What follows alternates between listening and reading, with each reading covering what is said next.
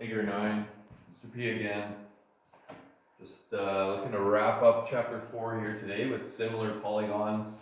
Not much of a stretch from the last section in 4.3 where we dealt with similar triangles. In fact, if you can do 4.3, you should have no problem with this stuff. All we're dealing with is instead of a triangle, we're dealing with bigger shapes. But if you can have a handle of the cross multiplying and dividing and setting up the ratios, that's exactly what we do in this section again. So just a couple examples to go through here. And so just make sure you're following along and able to do the skills that we're working on here. Okay, so we've got example 1 here we'll get going on. So two quadrilaterals that look similar. Is this a true enlargement? So we're given the side length. So just like with triangles with a four-sided shape, the relationship or the scale factor or the ratio in between has to be the same for all of the sides. So in this case, there's 4 sides to check, but it's really not any different than what we would have done with triangles. So here, if I take this side, the one in between the 100 and the 80, that should correspond with 3.5 in the same way that every one of them does. So 2.1 is a corresponding side to 1.5, which is 4.2 to 3 is corresponding. And then lastly, 1.54 to 1.1 is also corresponding. So they should all give me the same thing. So you just have to check. So you can grab your calculator and check for yourself as well. This gives me 1.4.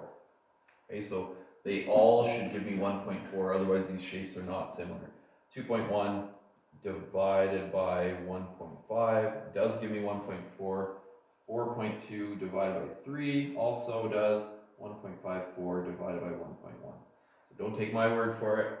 Do it yourself. See if you can get it right. So should be giving the exact same thing. So in other words, the scale factor then we would say is 1.4 because it's the same factor going from one to the next. Okay.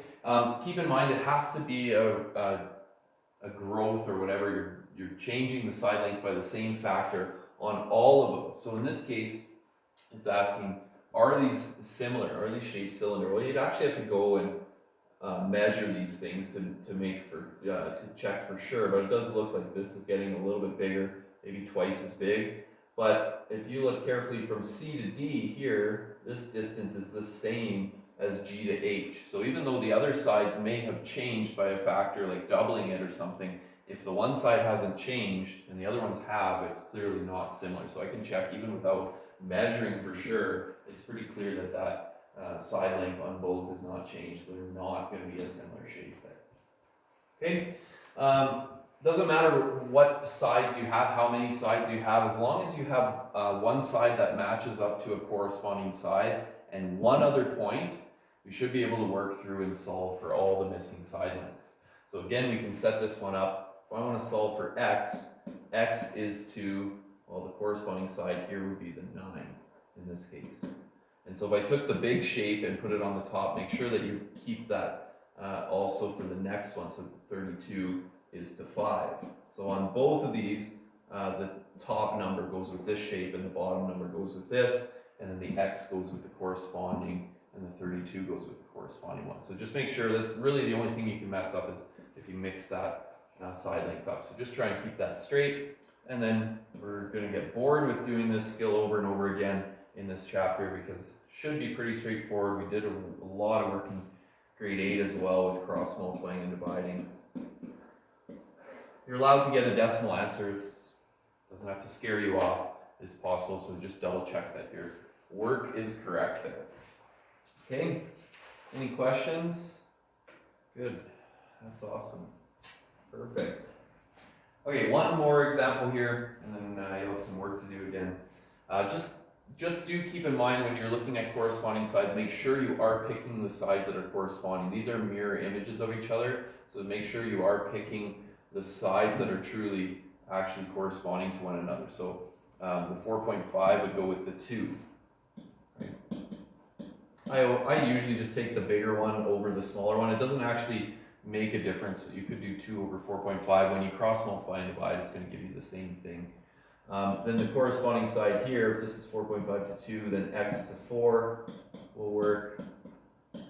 And I could also do 7.2 to 3.2.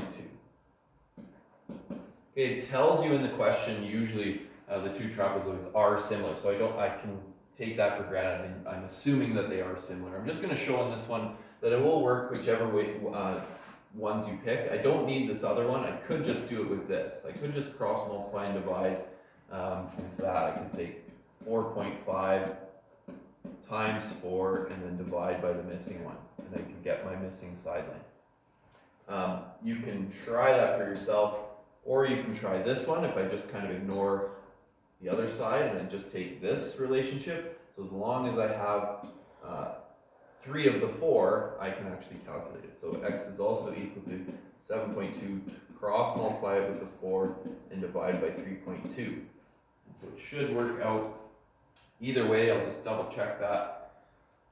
It would be so embarrassing if I made a mistake. I get 9 when I do that on that one, and 4.5 times 4 divided by 2, 9. So it did work out both ways, which is a good sign, because that means all the ratios line up. It means these are indeed similar shapes as well. All right, so there you go. We've wrapped up the chapter.